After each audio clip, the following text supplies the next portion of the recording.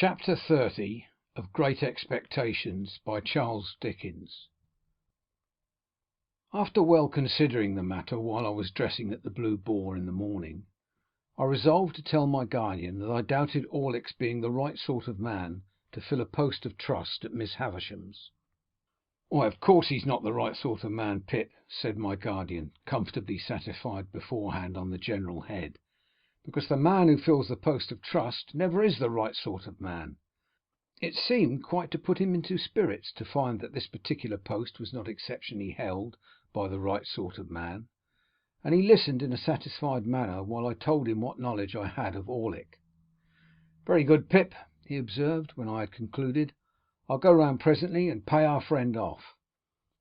Rather alarmed by this summary action, I was for a little delay, and even hinted that our friend himself might be difficult to deal with. "Oh no, he won't," said my guardian, making his pocket-handkerchief point with perfect confidence. "I should like to see him argue the question with me." As we were going back together to London by the midday coach, and as I breakfasted under such terrors of Pumblechook that I could scarcely hold my cup, this gave me an opportunity of saying that I wanted a walk, and that I would go along the London road while Mr. Jaggers was occupied, if he would let the coachman know that I would get into my place when overtaken. I was thus enabled to fly from the Blue Boar immediately after breakfast, by then making a loop of about a couple of miles into the open country at the back of Pumblechook's premises. I got round into the High Street again, a little beyond that pitfall, and felt myself in comparative security. It was interesting to be in the quiet old town once more, and it was not disagreeable to be here and there suddenly recognised and stared after. One or two of the tradespeople even darted out of their shops and went a little way down the street before me, that they might turn as if they had forgotten something and pass me face to face, on which occasions I don't know whether they or I made the worse pretence, they of not doing it, or I of not seeing it. Still, my position was a distinguished one, and I was not at all dissatisfied with it, until fate threw me in the way of that unlimited miscreant, Trabb's boy. Casting my eyes along the street at a certain point of my progress, I beheld Trabb's boy approaching, lashing himself with an empty blue bag. Deeming that a serene and unconscious contemplation of him would beseem me, and would be most likely to quell his evil mind, I advanced with that expression of countenance, and was rather congratulating myself on my success, when suddenly the knees of Trabb's boy smote together. His hair uprose, his cap fell off, he trembled violently in every limb, and staggered out into the road, and crying to the populace, "Hold me, I'm so frightened," feigned to be in a paroxysm of terror, occasioned by the dignity of my appearance. As I passed him, his teeth loudly chattered in his head, and with every mark of extreme humiliation he prostrated himself in the dust. This was a hard thing to bear, but this was nothing. I had not advanced another 200 yards, when, to my inexpressible terror, amazement, and indignation, I again beheld Trabb's boy approaching. He was coming round a narrow corner, his blue bag was slung over his shoulder, honest industry beamed in his eyes, a determination to proceed to Trabb's with cheerful briskness was indicated in his gait. With a shock he became aware of me, and was severely visited as before, but this time his motion was rotary, and he staggered round and round me with knees more afflicted, and with uplifted hands as if beseeching for mercy. His sufferings were hailed with the greatest of joy by a knot of spectators, and I felt utterly confounded. I had not got much as further down the street as the post office, when again I beheld Trabb's boy shooting round by a back way. This time he was entirely changed. He wore the blue bag in the manner of my greatcoat, and was strutting along the pavement towards me on the opposite side of the street, attended by a company of delighted young friends, to whom he from time to time exclaimed, with a wave of his hand, "Don't know yer." Words cannot state the amount of aggravation and injury wreaked upon me by Trabb's boy. When passing abreast of me, he pulled up his shirt collar, twined his side hair, stuck an arm akimbo, and smirked extravagantly by wriggling his elbows and body, and drawling to his attendants, "Don't know you, don't know you, 'pon my soul, don't know you." The disgrace attendant on his immediately afterwards taking to crowing and pursuing me across the bridge with crows, as from an exceedingly dejected fowl who had known me when I was a blacksmith, culminated the disgrace with which I left the town, and was, so to speak, ejected by it into the open country.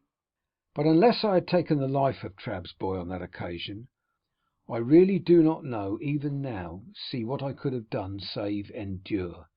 To have struggled with him in the street, or to have exacted any lower recompense from him than his heart's best blood, would have been futile and degrading. Moreover, he was a boy whom no man could hurt, an invulnerable and dodging serpent, who, when chased into a corner, flew out again between his captor's legs, scornfully yelping.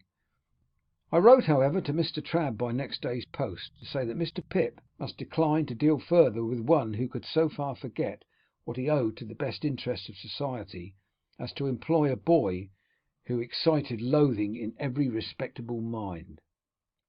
The coach, with Mr. Jaggers inside, came up in due time, and I took my box seat again, and arrived in London safe, but not sound, for my heart was gone.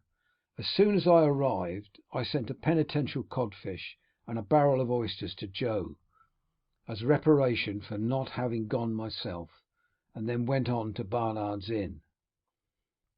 I found Herbert dining on cold meat, and delighted to welcome me back. Having dispatched the Avenger to the coffee house for an addition to the dinner, I felt that I must open my breast that very evening to my friend and chum. As confidence was out of the question with the Avenger in the hall, which could merely be regarded in the light of an antechamber to the keyhole, I sent him to the play. A better proof of the severity of my bondage to that taskmaster could scarcely be afforded than the degrading shifts to which I was constantly driven to find him employment. So mean is extremity that I sometimes sent him to Hyde Park Corner to see what o'clock it was. Dinner done, and we sitting with our feet upon the fender, I said to Herbert, "My dear Herbert, I have something very particular to tell you." "My dear Handel," he returned, "I shall esteem and respect your confidence." "It concerns myself, Herbert," said I, "and one other person." Herbert crossed his feet, looked at the fire with his head on one side, and having looked at it in vain for some time, looked at me because I didn't go on. "Herbert," said I, laying my hand upon his knee, "I love, I adore Estella." Instead of being transfixed, Herbert replied in an easy, matter-of-course way, "Exactly. Well?" "Well, Herbert, is that all you say? Well, what next, I mean?" said Herbert. "Of course I know that." "How do you know it?" said I. "How do I know it, Handel? Why, from you. I never told you." "Told me? You have never told me when you got your hair cut, but I have had senses to perceive it. You have always adored her, ever since I have known you. You brought your adoration and your portmanteau here together. Told me? Why, you have always told me all day long. When you told me your own story, you told me plainly that you began adoring her the first time you saw her, when you were very young indeed." "Very well, then," said I, to whom this was a new and not unwelcome light, "I have never left off adoring her, and she has come back a most beautiful and most elegant creature, and I saw her yesterday, and if I adored her before, I now doubly adore her." "Lucky for you, then, Handel," said Herbert, "that you are picked out for her, and allotted to her. Without encroaching on forbidden ground, we may venture to say there can be no doubt between ourselves of that fact. Have you any idea yet of Estella's views on the adoration question?" I shook my head gloomily. "Oh, she is thousands of miles away from me," said I. "Patience, my dear Handel. Time enough, time enough. But you have something more to say?" "I am ashamed to say it," I returned, "and yet it's no worse to say it than to think it. You call me a lucky fellow. Of course I am. I was a blacksmith's boy but yesterday. I am, what shall I say I am to-day?" "Say a good fellow, if you want a phrase," returned Herbert, smiling and clapping his hand on the back of mine. "A good fellow, with impetuosity and hesitation, boldness and diffidence, action and dreaming, curiously mixed in him." I stopped for a moment to consider whether there really was this mixture in my character. On the whole, I by no means recognized the analysis, but I thought it not worth disputing. "When I ask what I am to call myself to day, Herbert," I went on, I suggest what I have in my thoughts. You say I am lucky. I know I have done nothing to raise myself in life, and that fortune alone has raised me, that is, being very lucky. And yet when I think of Estella, and when you don't, you know," Herbert threw in, with his eyes on the fire, which I thought kind and sympathetic of him, "then, my dear Herbert, I cannot tell you how dependent and uncertain I feel, and how exposed to hundreds of chances. Avoiding forbidden ground as you did just now, I may still say that on the constancy of one person, naming no person, all my expectations depend, and at the best how indefinite and unsatisfactory only to know so vaguely what they are. In saying this, I relieved my mind of what had always been there, more or less, though no doubt most since yesterday." "Now, Handel," Herbert replied in his gay, hopeful way, "it seems to me that in the despondency of the tender passion we are looking into our gift horse's mouth with a magnifying glass.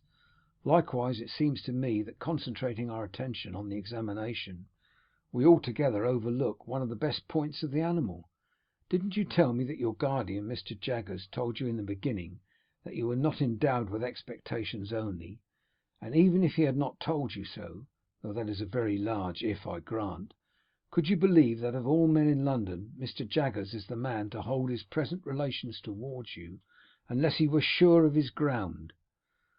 I said I could not deny that this was a strong point. I said it, people often do so in such cases, like a rather reluctant concession to truth and justice, as if I wanted to deny it. "I should think it was a strong point," said Herbert, "and I should think you would be puzzled to imagine a stronger. As to the rest, you must bide your guardian's time, and he must bide his client's time. You'll be 21 before you know where you are, and then perhaps you'll get some further enlightenment. At all events, you'll be nearer getting it, for it must come at last." "What a hopeful disposition you have," said I, gratefully admiring his cheery ways. "I ought to have," said Herbert, "for I have not much else. I must acknowledge, by the by, that the good sense of what I have just said is not my own, but my father's.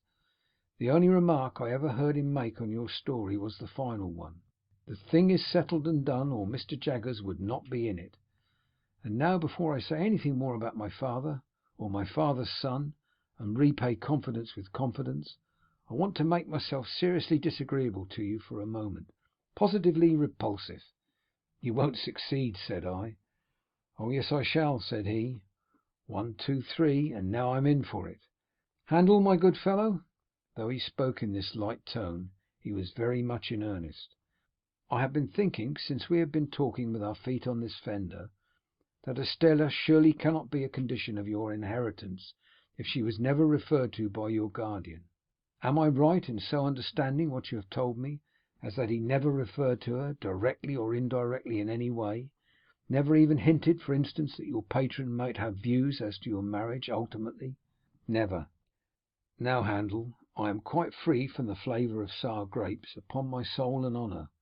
Not being bound to her, can you not detach yourself from her?" "I told you I should be disagreeable." I turned my head aside, for with a rush and a sweep, like the old marsh winds coming up from the sea, a feeling like that which had subdued me on the morning when I left the forge, when the mists were solemnly rising, and when I had laid my hand upon the village finger-post, smote upon my heart again. There was a silence between us for a little while.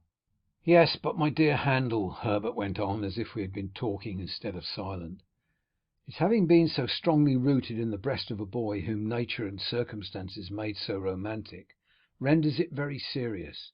Think of her bringing up, and think of Miss Havisham. Think of what she is herself. Now I am repulsive to you, and you abominate me. This may lead to miserable things." "I know it, Herbert," said I, with my head still turned away, "but I can't help it." "You can't detach yourself?" "No, impossible." "You can't try, Handel?" "No, impossible." "Well," said Herbert, getting up with a lively shake, as if he had been asleep, and stirring the fire, "now I'll endeavour to make myself agreeable again." So he went round the room and shook the curtains out, put the chairs in their places, tidied the books and so forth that were lying about, looked into the hall, peeped into the letter box, shut the door, and came back to his chair by the fire, where he sat down, nursing his left leg in both arms. "I was going to say a word or two, Handel, concerning my father and my father's son. I am afraid it is scarcely necessary for my father's son to remark that my father's establishment is not particularly brilliant in its housekeeping. "There is always plenty, Herbert," said I, to say something encouraging. "Oh yes, and so the dustman says, I believe with the strongest approval, and so does the marine store shop in the back street." "Gravely, Handel, for the subject is grave enough. You know how it is as well as I do. I suppose there was a time once when my father had not given matters up, but if ever there was a time, the time is gone. May I ask you if you have ever had an opportunity of remarking, down in your part of the country, that the children of not exactly suitable marriages are always most particularly anxious to be married?" This was such a singular question that I asked him in return, "Is it so?" "I don't know," said Herbert. "That's what I want to know, because it is decidedly the case with us. My poor sister Charlotte, who was next me, and died before she was 14, was a striking example. Little Jane is the same, in a desire to be matrimonially established. You might suppose her to have passed her short existence in the perpetual contemplation of domestic bliss. Little Alec in a frock has already made arrangements for his union with a suitable young person at Kew, and indeed I think we are all engaged except the baby." "Then you are?" said I. "I am," said Herbert, "but it's a secret." I assured him of my keeping the secret, and begged to be favoured with further particulars. He had spoken so sensibly and feelingly of my weakness that I wanted to know something about his strength. "May I ask the name?" I said. "Name of Clara," said Herbert. "Live in London?" "Yes. Perhaps I ought to mention," said Herbert, who had become curiously crestfallen and meek since we entered on the interesting theme, "that she is rather below my mother's nonsensical family notions. Her father had to do with the victualling of passenger ships. I think he was a species of purser." "What is he now?" said I. "He's an invalid now," replied Herbert, "living on—" "On the first floor," said Herbert, which was not at all what I meant, for I had intended my question to apply to his means. "I have never seen him, for he has always kept his room overhead since I have known Clara, but I have heard him occasionally. He makes tremendous rows, roars, and pegs at the floor with some frightful instrument. In looking at me and then laughing heartily, Herbert for the time recovered his usual lively manner. "Don't you expect to see him?" said I. "Oh yes, I constantly expect to see him," returned Herbert, "because I never hear him without expecting him to come tumbling through the ceiling. But I don't know how long the rafters may hold." When he had once more laughed heartily, he became meek again, and told me that the moment he began to realize capital, it was his intention to marry this young lady.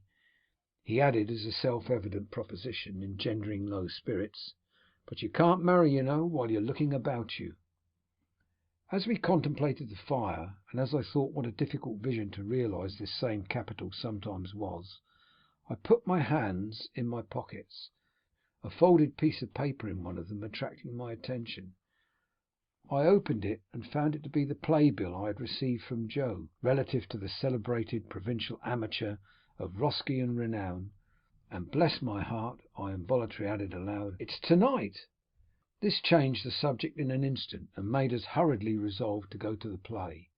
So when I had pledged myself to comfort and abet Herbert in the affair of his heart by all practicable and impracticable means, and when Herbert had told me that his affianced already knew me by reputation, and that I should be presented to her, and when we had warmly shaken hands upon our mutual confidence, we blew out our candles, made up our fire, locked our door, and issued forth in quest of Mr. Wopsle and Denmark. Chapter 30.